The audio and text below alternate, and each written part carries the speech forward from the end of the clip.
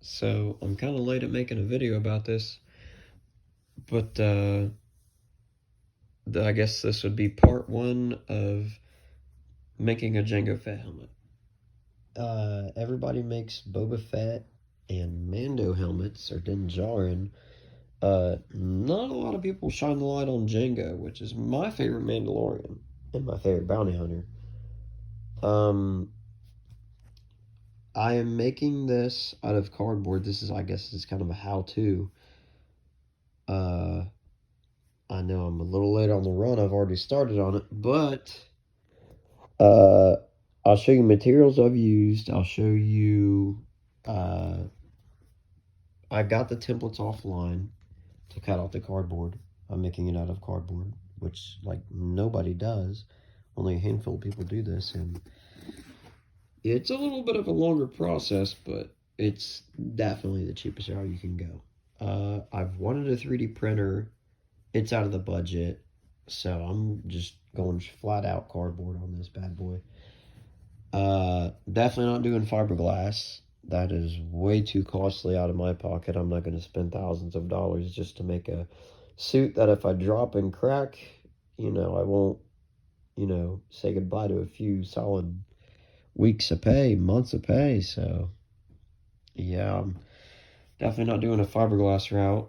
3D print, you can always 3D print something, but cardboard, I mean, I don't think I've spent $5 making this helmet, and it looks, it's starting to look just as good as any 3D print or fiberglass would.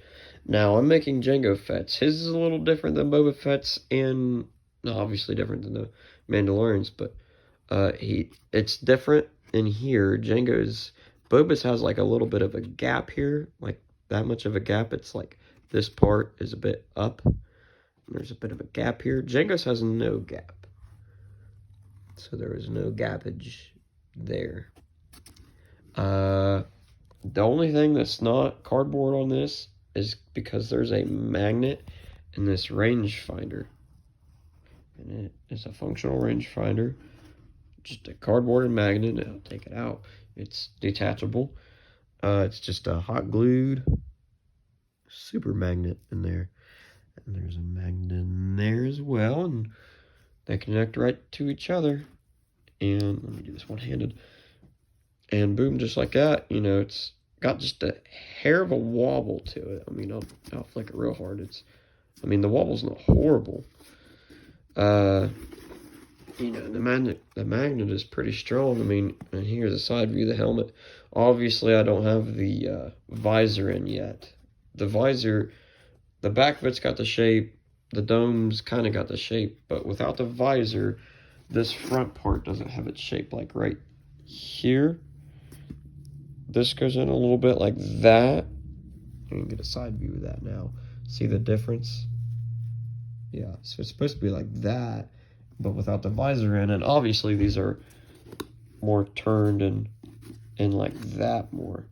But without the visor in, it's not like that yet. Again, this is just part one. So I got the templates offline. You cut them up. There's a video on YouTube. I mean, if you look up cardboard Boba Fett helmet, I think it's like the first or second video. I think the guy's like a French guy or something. It's a Boba Fett template, but I kind of customized these.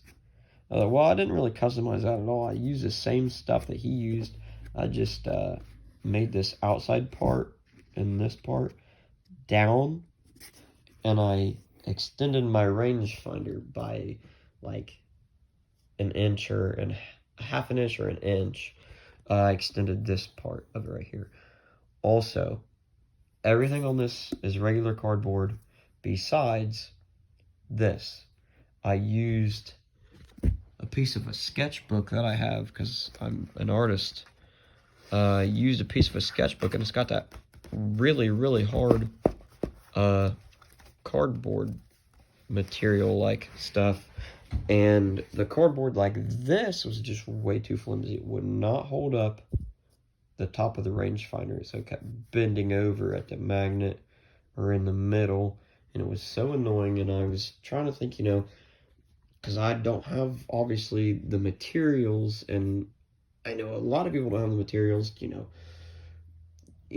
a thin piece of metal that's sturdy enough to cut the piece of metal. For one, I don't have all those power tools and equipment. I don't even have anywhere to do that at. I'm just doing this in a spare bedroom that I have in my house.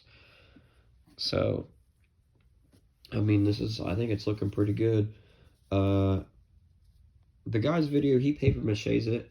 I mudded it with just like drywall hole fixer stuff, just some mud, really. This is what I use exactly. I just use some mud. It's pink and it turns white when it's dry. I use mud in really bad spots that had bad wrinkles or cracks or something. There's mud all over the top of this. And then I paper mache'd on top of that mud here, and to give it a bit of a smoother surface. Obviously, it's not smooth. It's still got wrinkles of the cardboard and stuff underneath, in which I'm still going to go over this with layers of stuff. I'm still going to go over it with a layer of glazing putty, which I have yet to get. And then I'm going to go over it with a coat of filler primer. Rust-Oleum, this is exactly what I use. You can get this can, the 2-in-1 fillers and sandable, at you just get this at Walmart. This is where I got it. I think you can get Rust-Oleum. Royal blue is the color. Royal blue for the helmet. But they're always out of stock in my local Walmart. Obviously, you'll need masking tape. You get these at Hobby Lobby. The Krylon shortcuts. I think, yes, this is ocean blue. Yeah, right there. You can barely see it on the barcode right there. Ocean blue. I got two just in case because they're really small compared to these. I mean, look at my hand compared to these. Like, they're pretty small, so I got two just in case. For the silver coloring, you'll need, they have Goldfinger version, or you can get Rub and Buff. You can get this at Hobby Lobby as well. That's where I got mine. I got 3 of them just in case, because I am going to do a full set of armor. I have the templates out for it right here. Now, I did not get the templates off the same guy. I got these templates off of the Dented Helmet, in which, if you don't know about the Dented Helmet, thedentedhelmet.com, it is a great website to find out all kinds of sorts of ways to make your favorite Star Wars characters, armors, and whatnot. But I'm doing Jango Fett. This is Jango Fett's templates right here, and there's his gauntlets. Obviously, you'll need sandpaper, and this is 1/8 inch black detailing tape, or art tape. Super, super thin. You don't need that for Boba's, I think. I mean, you can customize your helmet whatever Mandalorian you want, but I'm making Jango Fett's. And he's got 2 little thin black stripes. And instead of, struggling to paint that, the much easier solution is to just put the thin layer of tape all around the helmet twice. Time saver, less a hassle, less, everything. Good deal. Here are the magnets I got for the helmet. I just got these at Walmart. Sorry, I have kind of a cold going on here, but these magnets are not worth a darn, really. I mean, they were like $2 for like 50 however many's in here. 52. Okay, so 52. That was pretty close. 52 magnets.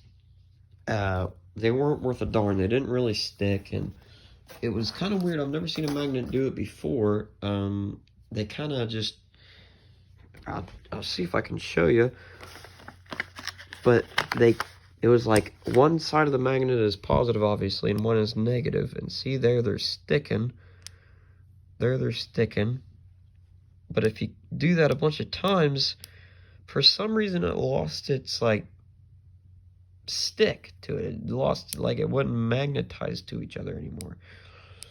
And no, I had them on the right side. It's like, you know, the magnet changed his mind, which I've never ever seen before. I mean, they're pretty cheap magnets. I don't think the whole thing is a magnet. I think it's just some covering over little magnets inside, which is cheap. So I went with big heavy duty magnets. I don't know what they're called. They're like literally industrial magnets. So the magnet inside this one now is pretty sturdy. I mean, you like have to actually try to push that down. So that ain't going anywhere. And which, I mean, like, you know, I mean, it's really not going anywhere. Like, watch, I have to put force on it. Like, I'm just, you know, you can tap it, but I have to put force on it. So that ain't going nowhere. I'm not worried about it anymore. Again, try to find something a little sturdier than just regular cardboard for this rangefinder. That's it. It's just hot glue. And oh, here's the templates for the helmet. I don't know if it has the guy's name on it or not. So, and it doesn't look like it does. But I mean, here's what it says on it. It doesn't show the guy's name, or else I give him credit for it. But you can buy it on his Etsy. There's a YouTube video on it. Again, these templates right here are free. I had to pay like $5 for the helmet ones. The full body armor and the gauntlet ones are free on the dented helmet. You just have to kind of search for them and find him. I think his name is Wizard something. Don't quote me on anything. Not that I lie. It's just, God, can't remember really, honestly. Oh, it might have his name on it. Might have this guy's name on it. Yes, okay, that is his name right there. Right there is his @ okay? His name is Alan, so